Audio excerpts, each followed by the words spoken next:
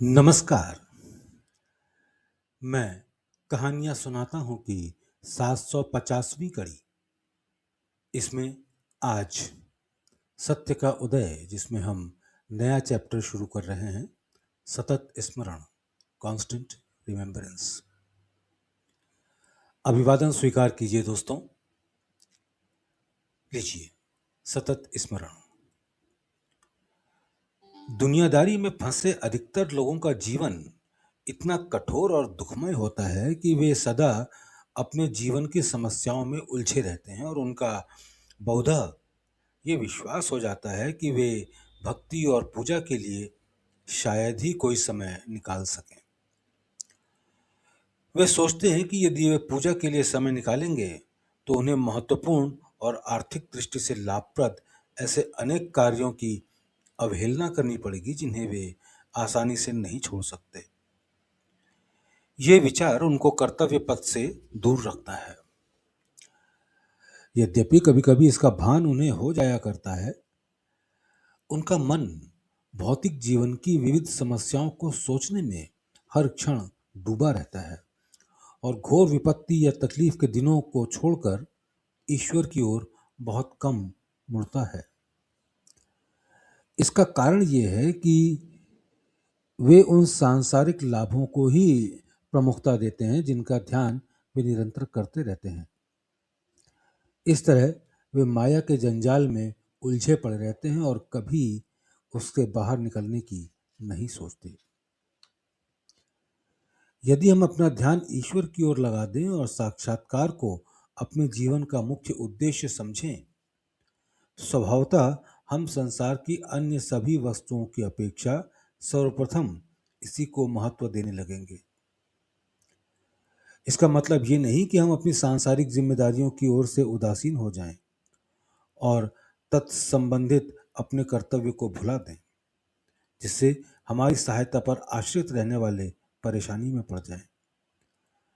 हमें सदा ईश्वर के बराबर ही उनके प्रति भी अपने कर्तव्य में सजग रहना है, लेकिन बिना किसी अनुचित लगाव के। इसके लिए हम अपने विश्राम के घंटों में से चंद मिनट निकाल लें और कर्तव्य पथ पर चलने के लिए सहायता एवं पथ प्रदर्शन के निमित्त सच्चे दिल से ईश्वर से प्रार्थना करें। यदि हम प्रेम एवं भक्तिपूर्ण हृदय से इसे बराबर करते रहेंगे तो प्रार्थना कभी भी अनसुनी नहीं जाएगी। इस प्रकार जब हम में कर्तव्य की भावना जाग उठती है और ईश्वर का भाव हमारे दिल में प्रमुख हो जाता है, तो साक्षात्कार को हम जीवन का मुख्य उद्देश्य मानने लगते हैं।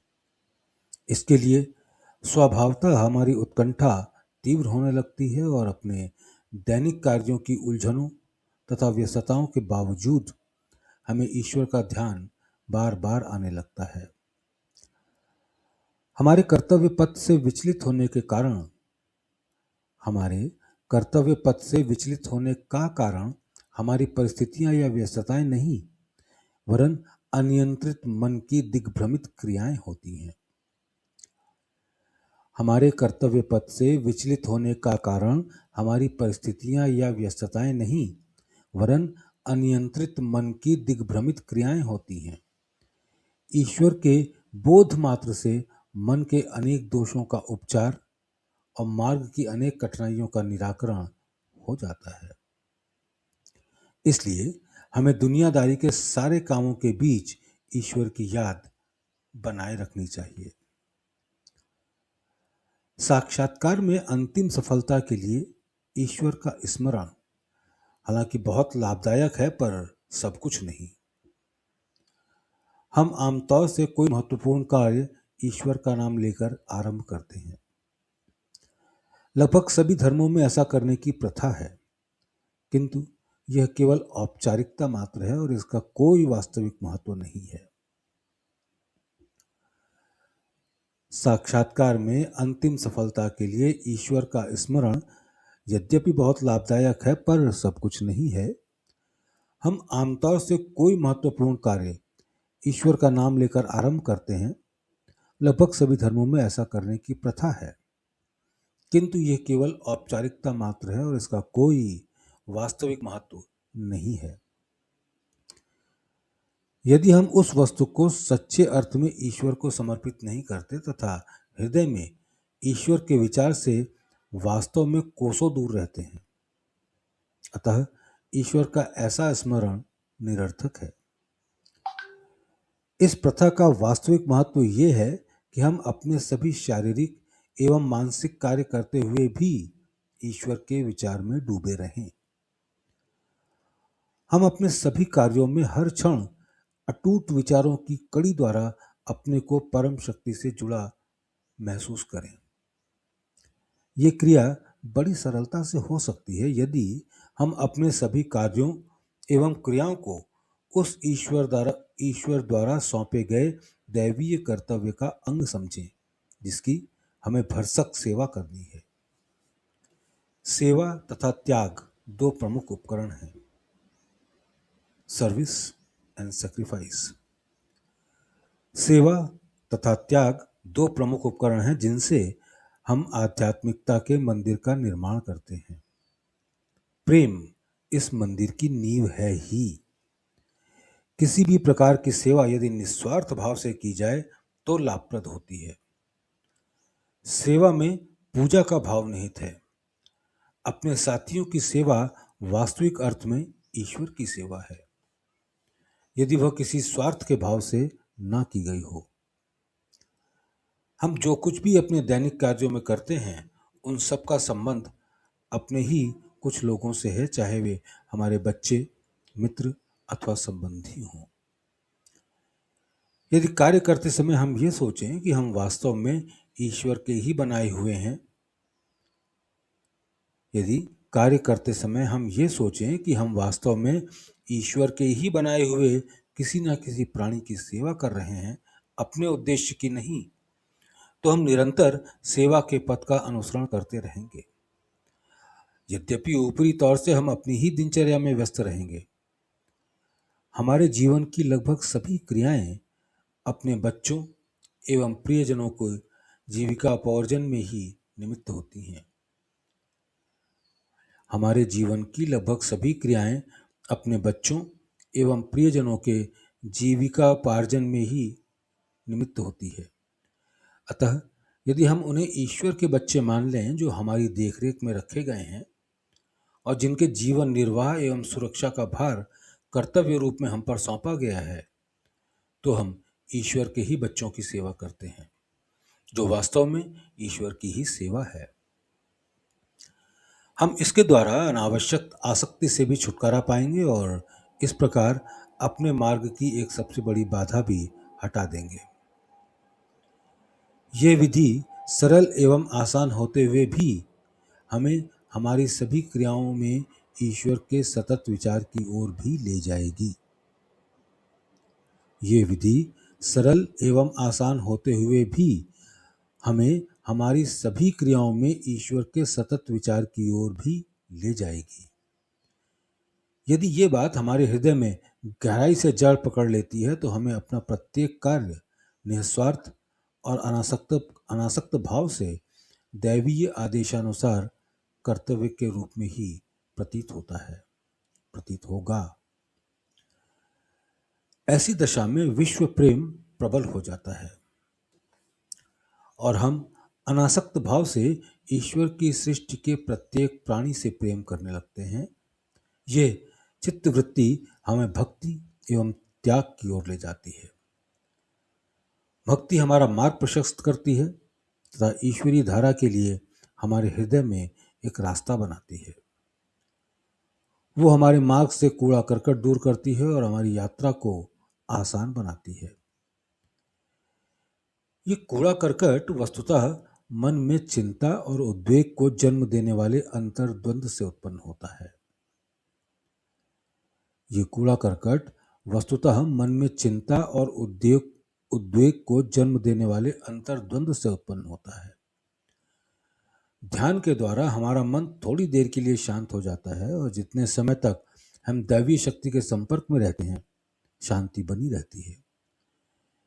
किंतु यदि हम एक निश्चित समय पर ध्यान करने के उपरांत शेष समय में ईश्वर का कोई ख्याल नहीं करते, तो हम उस पवित्र विचार के संपर्क में थोड़ी देर के लिए ही रहेंगे और दिन के अधिकांश भाग में सेवा और भक्ति से विरत रहेंगे।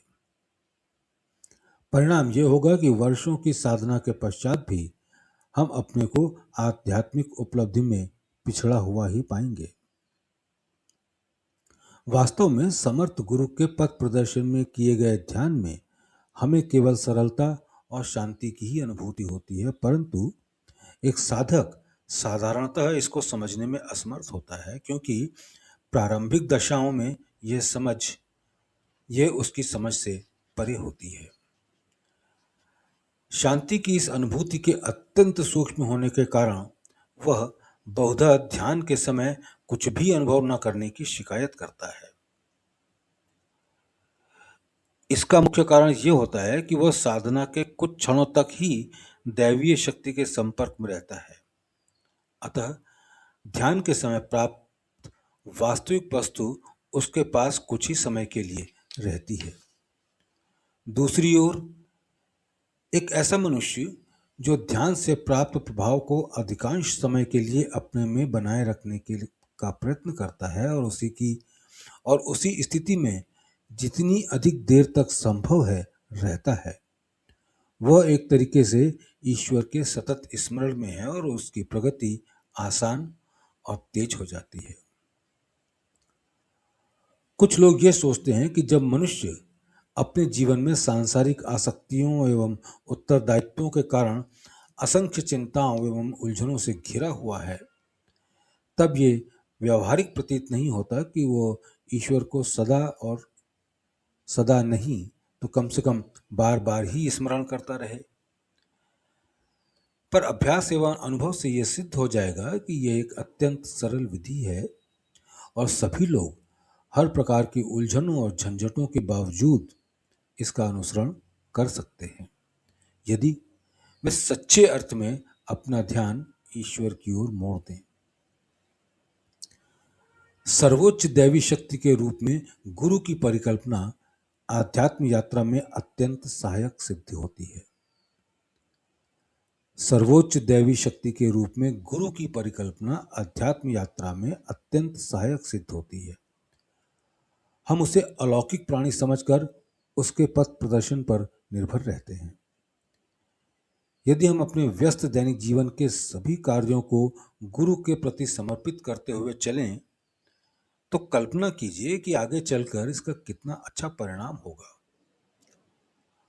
कोई कार्य करते समय हम ये सोचें कि हम अपने लिए नहीं वरन गुरु के लिए कर रहे हैं, अथवा ये कि गुरु स्वयं ही उसे अपने लिए कर रहे हैं।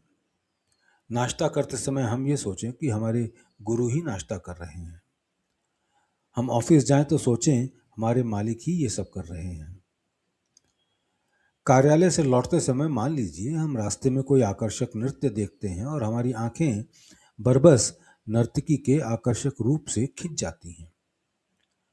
हमारी विचारधारा कुछ समय के लिए उस दिशा में प्रवाहित होती प्रतीत होती है। तब यदि हम ये सोचें कि हम नहीं वरन हमारे गुरु ही नृत्य देख रहे हैं, तो तत्क्षण ही उसके लिए हमारी उत्सुकता समाप्त हो जाएगी, क्योंकि उस प्रलोभन से छुटकारा दिलाने के लिए हमारे भीतर हमारे गुरु की शक्ति प्रवाहित होने लगेगी। जब हम कार्यालय से लौटते हैं तो हमारे बच्चे हमें कई घंटों के बाद देखकर खुश होते हैं। उनकी उछल कूद से हम भी आनंदित होते हैं और यह स्वाभाविक भी है। हमारा ध्यान इस प्रकार कुछ देर के लिए उनकी ओर मुड़ जाता है और हम पवित्र विचार से कुछ दूर हो जाते हैं। तब हमें यह सोचना चाहिए कि हमारे अंदर हमारे गुरु ही स्वयं आनंद ले रहे हैं। तब हम पुनः उसी पवित्र विचार के संसर्ग में आ जाएंगे। यदि हम अपने मित्र से बातें कर रहे हैं तो हम सोचें कि हम नहीं वरन गुरु उससे बातें कर रहे हैं। टहलते समय हम सोचें कि स्वयं हमारे गुरु टहल रहे हैं। ध्यान के समय यदि हम विचार करें कि हमारे गुरु ही स्वयं अपने ही रूप पर ध्यान कर रहे हैं, तो इसका परिणाम अत्यंत उत्तम होगा। इस प्रकार हम अपने सभी दैनिक कार्यों में व्यवस्था कर सकते हैं यदि हम ये भावना अपना लें तथा ये दृष्टिकोण बनाए रखें कि हमारे स्थान पर हमारे गुरु ही सब कुछ कर रहे हैं, तो हम न केवल हर समय सतत स्मरण में रहेंगे वरन हमारी क्रियाएं हमारे ऊपर कोई भी प्रभाव नहीं डाल पाएंगी और शीघ्र ही हमारे संस्कारों का बनना भी बंद हो जाएगा। इस विधि का यदि सच्चे हृदय से अनुसरण किया जाए तो गुरु का स्वरूप सदैव हमारे सामने रहेगा तथा हम अंदर और बाहर सर्वत्र उसकी उपस्थिति का अनुभव करेंगे। यद्यपि ये सत्य है कि यथार्थ गुरु केवल उसका बाह्य भौतिक स्वरूप नहीं प्रत्युत उसकी अंतरात्मा है, फिर भी बाह्य रूप की उपेक्षा करना लगभग असंभव सा है। लेकिन जो लोग केवल उसके भौतिक रूप को ही मानते रहते हैं वे अपने लिए स्थूलतम बाधाएं एवं उलझने पैदा करते हैं। ऐसे लोगों को कबीरदास ने गुरु पशु कहा है, जो सही है। किंतु यदि गुरु एक महान दैवीय आत्मा है जो परम सत्य में लय हो चुका है, तो उसके रूप का ध्यान शिष्यों के लिए अत्यंत लाभदायक है। उसका शरीर बाह्य रूप में स्थूल होते हुए भी वास्तव में उतना ही सूक्ष्म है जितना कि उसके अंतरात्मा। यदि हम ऐसे गुरु के स्वरूप का ध्यान करते हैं तो न केवल हमारी स्थूलता का ह्रास होने लगता है, अपितु गुरु की अंतरात्मा की सूक्ष्मतम अवस्था भी हमारे हृदय में प्रविष्ट होने लगती है। ध्यान में लिया हुआ गुरु का स्वरूप कुछ समय पश्चात दृष्टि से गायब हो जाता है। धीरे धीरे हम पूर्ण सत्य के धरातल पर आ जाते हैं। मैंने अपनी पुस्तक सहज मार्ग के 10 उसूलों की शरह में इसकी व्याख्या की है कि किस प्रकार किसी वस्तु को कुछ देर लगातार ध्यानपूर्वक देखते रहने से उसका स्वरूप गायब हो जाता है। इस प्रकार हम अपने बाह्य रूप से भीतर की ओर चलने लगते हैं और फिर वहां से असली बिंदु की ओर जहां सब कुछ गायब हो जाता है। दोस्तों, मालिक की कृपा से आज सतत स्मरण का चैप्टर खत्म हुआ।